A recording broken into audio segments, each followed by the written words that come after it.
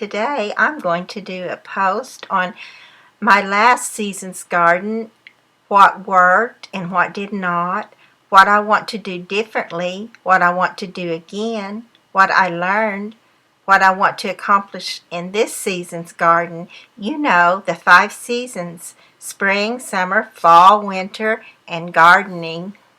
Hello, it's Nancy welcoming you to Garden Scroll.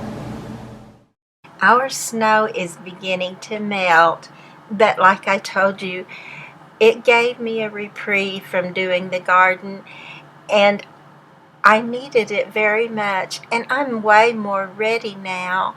I have been sitting back and looking at my catalogs and doing my garden dreaming, and I still hope to get to do some in the garden this coming season, because last year I was so busy working in it, I did not get to do that. Probably my main goal for this coming season's garden is to get some type of soaker irrigation system going, and hopefully that will free me up some time to do some dreaming instead of working all the time. And I wanted to show you this picture because this is my dad. This is the man, the gardener, who wiped my tears and the blood off of my cuts and scars and bruises, and just gave me hope and strengthened me, and he's still my strength today.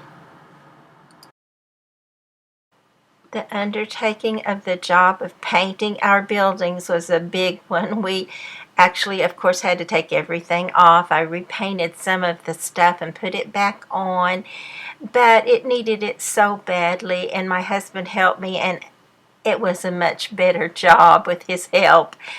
And he could reach higher and into places where I couldn't. So he did a great job, and I'm so proud of him. My husband and his brother also took down not only this maple tree that was in our front yard, but also a pear tree that was in the backyard, along with the help of this man who helped him learn to use this lift. And then, of course, I had to take everything away from underneath both of those trees and pile them up and then re-put them out there. So it turned out to be quite a chore. I did get a little bit of my garden art painted that was needing it really badly. I had tried succulents in some of my smaller pots, and they did well. As a matter of fact, they did so well that I decided to put succulents in all the pots in front of my storage building. I'm truly trying to get things where it'll be easier and still be beautiful, and I can enjoy it, beautiful enough to enjoy it, and have some time freed up to enjoy it. And of course, succulents don't take that much water, and you can put them even in a shallow pot and they're still beautiful. So I think that's working very well. While I'm on this picture, I might also add that I took out the larkspur. Of course, it will be back from seed. And don't get me wrong, I love larkspur, but it's another thing that's beginning to become invasive in my garden. And I learned to love pansies, to appreciate them. You would think I would have learned that a long time ago when I first started gardening, but I didn't. I had to wait and realize that we do have some time for pansies. I used to think that because we have a very short time for cool weather and pansies will not grow in anything but cool weather, that I did not want those in my garden. But I discovered that yes, I do, that if I take my houseplants in a timely manner so they don't end up dying from cold, that if I don't do that and I put a pansy in that spot, I can have it for the rest of the fall, through the winter and in spring until the heat comes on.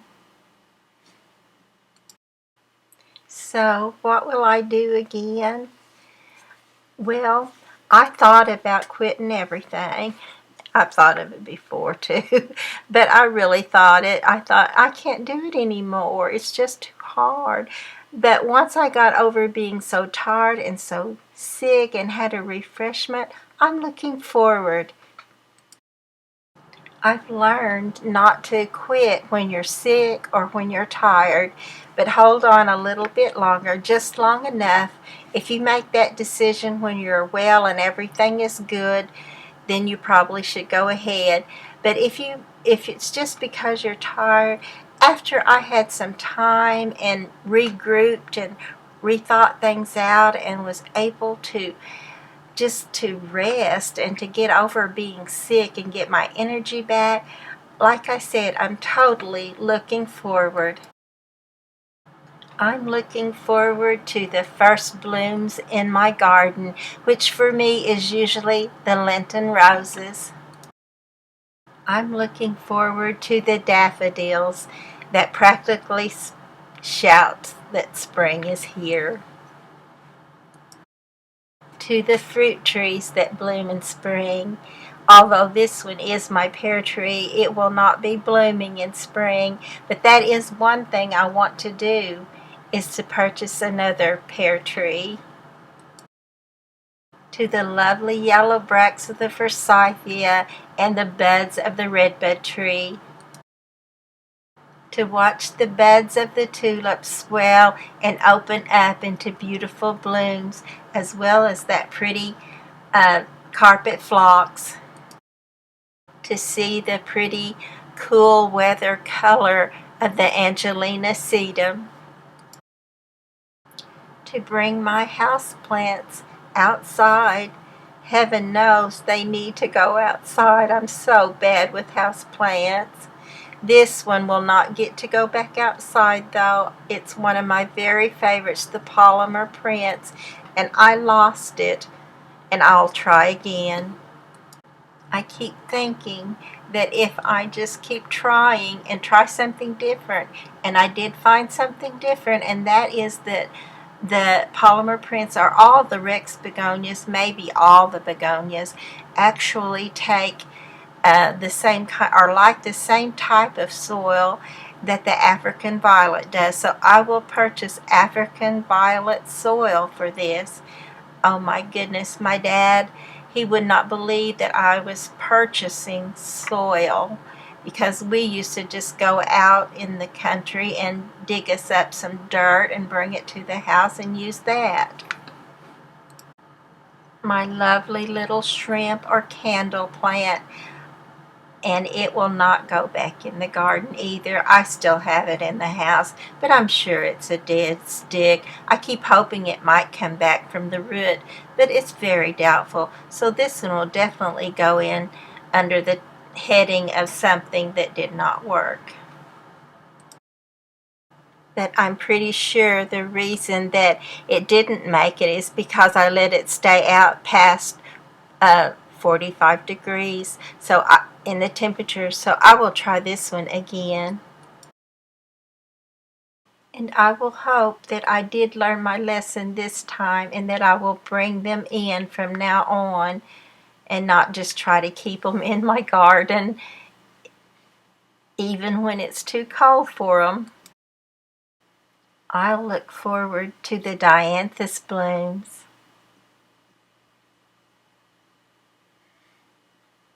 And the Sweet William dianthus.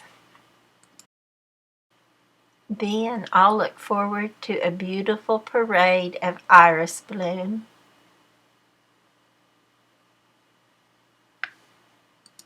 Irises are my husband's favorite flower in the garden, and they are an amazing flower. They don't last long, and you do need to cut the stems back because they will just die and look all brown and ratty in the garden. But as long as the weather is cool, just the sword-like foliage also looks great in the garden.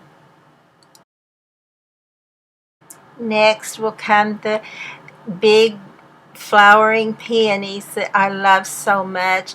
This one is actually called Do Tell. It also is no longer in my garden.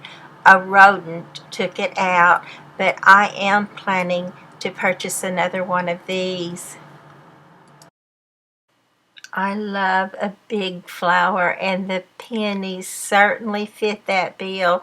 They are so gorgeous. All of them are, and I don't know the names of all of these, but I do know that the regular Bowl of Beauty and Sarah Bernhardt are just still, they just can't be beat, and they're going to be coming up right here. This is the Bowl of Beauty, and these last ones are the Sarah Bernhardt peonies. I'll be looking for, or maybe be surprised by, the beautiful poppies. All the peonies are still blooming.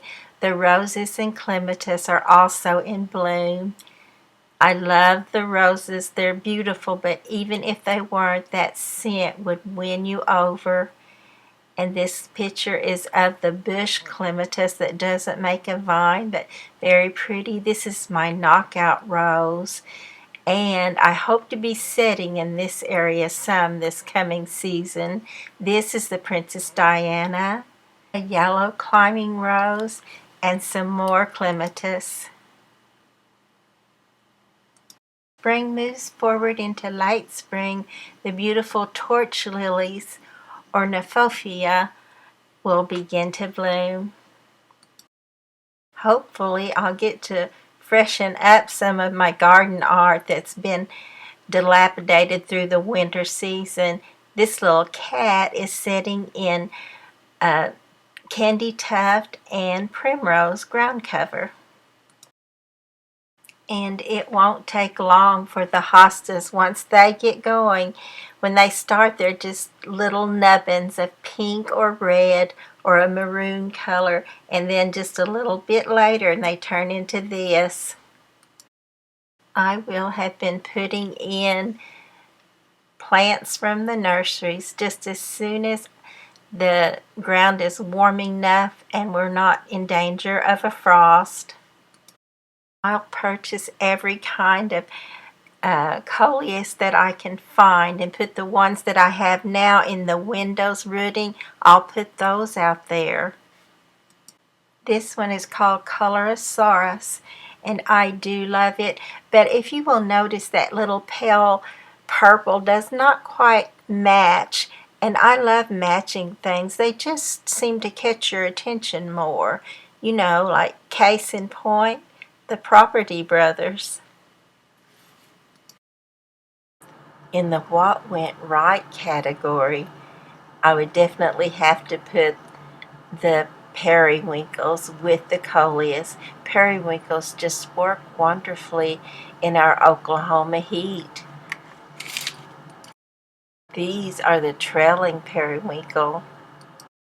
Another what worked was my choice to use more succulents. Another plant that I'll look for in the spring is this beautiful false indigo or baptisia. It doesn't last long, but it's so pretty. I'll look forward to watching the tiny little nursery plants blossom and grow into beautiful specimens.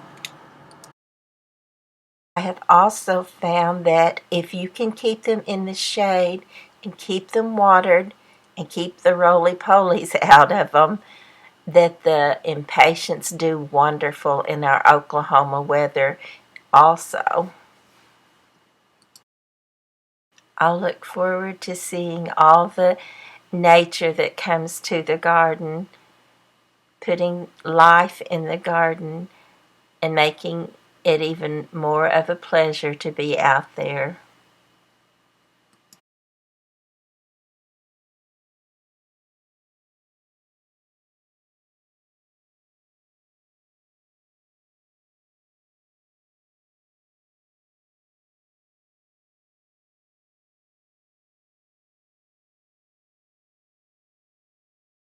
And I'll look forward to June, when the beautiful daylilies begin to bloom, and the Asiatic lilies.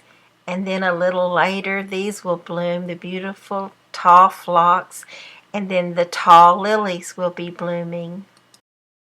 I'll even look forward to summer and late summer, at least for a little while. And I did get some coneflowers started back in my garden again. I won't look quite so forward to the hot part of summer when everything becomes overgrown and it's just too hot to get out there and trim it up most of the time. And things begin to look ratty and brown from overexposure to the sun, and we won't even talk about what it does to the gardener. But you can see these little plants. This was in the middle of summer, and by then I've usually lost some of my plants, like the ones that I'm showing you now, and some of it is because they're in these smaller pots. I'll look forward to the big beautiful dahlias blooming. As the peonies are to spring, the dahlias are to fall, or even to late summer. And then the beautiful colors and the weather, oh, the weather changes, and we can actually be out there and enjoy it again. And then, oh my, this is what happens. This is the part I don't like, when that first frost comes. I have never got used to it. I don't want it to be taken away like this. It's so ugly. Death is ugly. But then we'll realize that we can rest now, and we'll put this little bear out just in celebration of that very fact, because we'll all be needing that rest as much as he does. Revelations 14 and 13 from the King James Version of the Bible says, "And I heard a voice from heaven saying unto me, Write, Blessed are the dead which die in the Lord from henceforth. Yea, saith the Spirit, that they may rest from their labors, and their works do follow them." Spring is coming, and we've got to be ready, whether we're ready or not. Here it comes. So I hope you enjoy it as much as I'm dreaming that I'll enjoy it, even though I know the work will be hard. But so much pleasure mixed in with that. And I hope you're enjoying it just as much as I am, and hopefully even more, since you don't have to do the work. Thank you again for going on the Garden Scrolls with me, and please do remember to like and subscribe to the channel.